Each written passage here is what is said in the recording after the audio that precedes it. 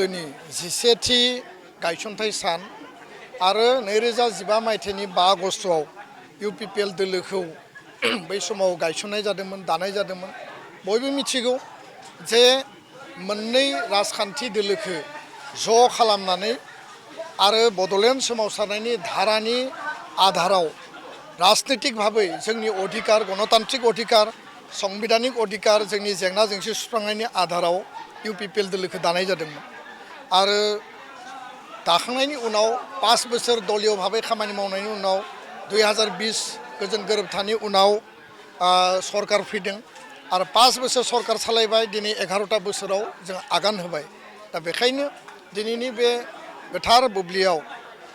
हानजानि आफादगिरि मानगोनां प्रमद बर' बिथांखौ आङो गोसो गोरबोनिफ्राय आंनि बेस्ट उइसेसखौ होदों आरो गायसनगिरि आफादगिरि UG ब्रह्म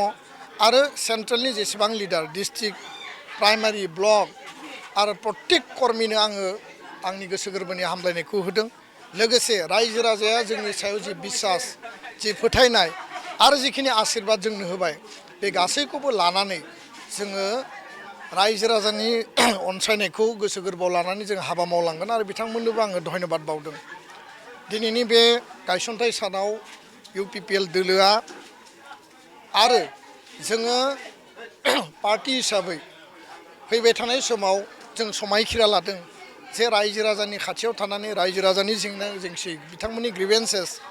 आङो जोंनि गोरिब गुन्द्रानि जेंना जेंसि जोंनि ओनसोलनि जौगानाय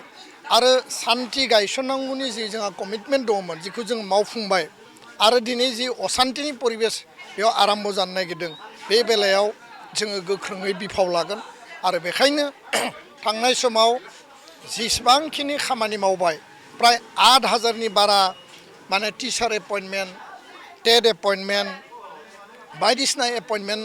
रिक्रुइटमेन्ट खालामनाय जादोंमोन किन्तु दिनै 1 बोसोराव हाग्रामा महिलारिया टेट एपइन्टमेन्ट होनो हायाखै स्कुल प्रभिन्सियेलाइजेसन खालामनो हायाखै 3rd ग्रेड आरो 4th ग्रेडनि एपइन्टमेन्ट होनांगौमोन बेखौ होनो हायाखै 2 लाख करि इयुथनो होगोन होनना बुंदोंमोन बेखौबो होनो हायाखै 3 मासनि गेजेराव हा पाट्टा होगोन होनना बुंदोंमोन हा पाट्टाया इलेक्सननि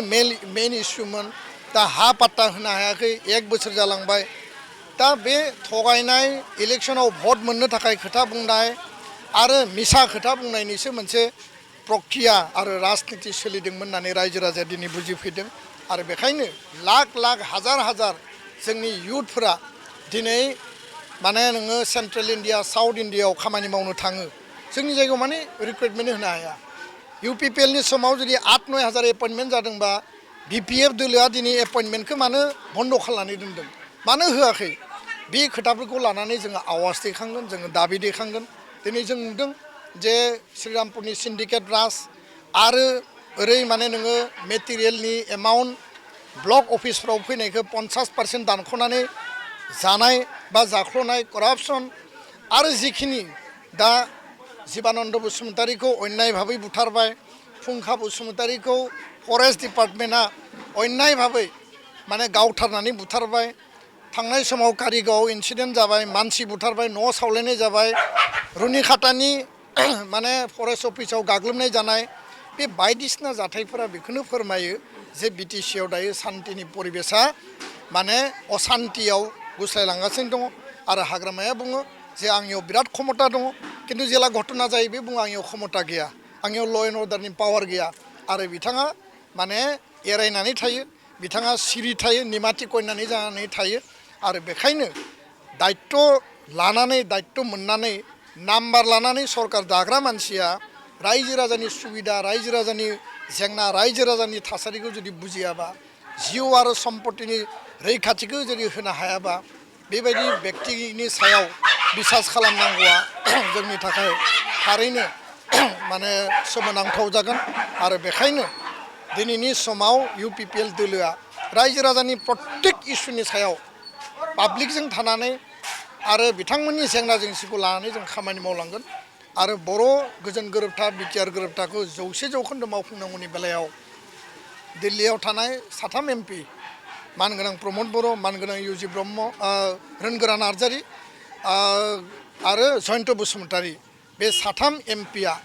आरो बारग' जोंनि मन्त्रि UG ब्रह्म बिथांनि सुबुरुन बायदियै जोङो ज' खामानि मावगोन 125 एमेन्डमेन्ट पास खालामनाय आर्टिकेल 280 जों डाइरेक्ट दिल्लीनिफ्राय केन्द्रनिफ्राय पुँजी लाबोनाय खारन जों नुबाय जे देग्लाय बोसोराव हाग्रामा महिलारि बिथाङा बिटिसि सरकारा आसाम सरकारनिफ्राय पुँजिखौ दाननानै हरजादों मात्र 401 कोटी थाखाल' मोनदों खाथि बाजेट दिनै बिथाङा दाखिल खालामदों आरो जों खोनाजों 3000 कोटी थाखानि एप्रुभेल होनानै दोनदों दा मा खामानि मावगोन फारसेथिं अन जोंनि जिखिनि रेभिनिउ बेबो दिनै बाङाखै आरो बे बेलायाव बिथाङा स्टेबल सरकार सालायनो हायाखै होननानै जों सानो आरो बेखायनो 125 नि गेजेरजों 60टा समस्ति जागोन पावारा बांगोन डाइरेक्ट फाइनेन्स फैगोन नैबे सेसन नङाबा फैबाय थानाय विन्टार सेसनाव बिलखौ पास खालामनो थाखाय 100% इउपिपिएलआ खामानि मावगोन जोंनि साथाम एमपिआ खामानि मावगोन आरो सनितपुर बिश्वनाथनि गामि सुसन्नाय सिमा बारायनाय बर' कसारि गाव ओनसोलखौ पुर्नांग मर्यादा होनाय कार्बि आंलंनि एसटि हिलनि इस्युखौ सुस्रांनाय बे गासैबो जोंनि एजेन्डा हिसाबै फारि फारि थांगासिनो दङ आरो इउपिपिएलआ मालाबाबो जेनाखै जोङो इलेक्सनाव जेनदों खिन्थु रायजोनि बिसास आस्थानिफ्राय जों जेनाखै आरो बेखायनो रायजोनि बिसास आरो आस्थाखौ लानानै 2029 आरो 30 फिन खेबसेबाव इउपिपिएलआ पावाराव फैगोन 125 एमेन्डमेन्टआ पास जानाय लोगो लोगोनो इलेक्सन पार्टिफिननो थाखाय केन्द्रीय आरो रायजो सरकारा बाध्य जागोन समस्ति बारायनाय लोगो लोगो आरो बे बिथिंखौ लानानै जों खामानि मावगासिनो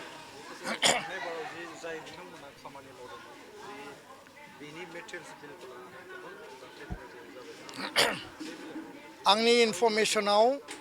गतै बिटिसिआव जिखिनि डेभेलपमेन्ट ब्लक दङ आरो बे स्किमा जि एमजिएनरेगा प्रमद बर'नि सरकारनि बा जोंनि सरकारनि टाइमावनो बेखौ एलटमेन्ट होदोंमोन मेटेरियेलनि फैसाया फैयाखैमोन आरो खामानिखौ मावबाय माने जब कार्ड हल्डार बिथांमोना बे लामायाव सेन्ट ग्रेभेल गारनांगौ दंफां गायनायनि बाउन्डारि होनांगौ माबा माबि जिखिनि मेटेरियेलनि एमाउन्ट दङ जेराव एस्टिमेट होनाय दङ बे मथे बिथांमोना फैसा मोननांगौ गतै हिसाबखौ आं नायबाय जे 50 कोटी थाखा बिटिसिआव बिटिआरआव फैदों अबा 2 लाख अबा 4 लाख खिन्थु नुबाय जे 50% बारा ब्लक अफिसनिफ्राय डाइरेक्ट दानि सरकारा बिपिएफ दोलोनि जि सरकार दानख'नानै बेखौ करापसन खालामदों बेखौ जाख्ल'दों आरो जायनि थाखाय बे जिखिनि 50%ल' फैसा थाबाय 25 कोटी थाखाखौनो जाख्ल'बाय 25 कोटी थाखाखौ इउजार कमिटिया मोनलांबाय आरो बेयाव जेबायदि खामानि जानांगौ खामानि मावनांगौ बिथांमोना मावनो हायाखै आरो बेखायनो आङो अबेबा जायगायाव कमप्लेन होनायबो नुदों बियो गोबां दुखुनांथाव आरो हाग्रामा महिलारिनि सरकारनि टाइमाव थांनाय समावबो जब कार्डआ भिसिडि चेयारमेन मेम्बारनि न'आव थानाय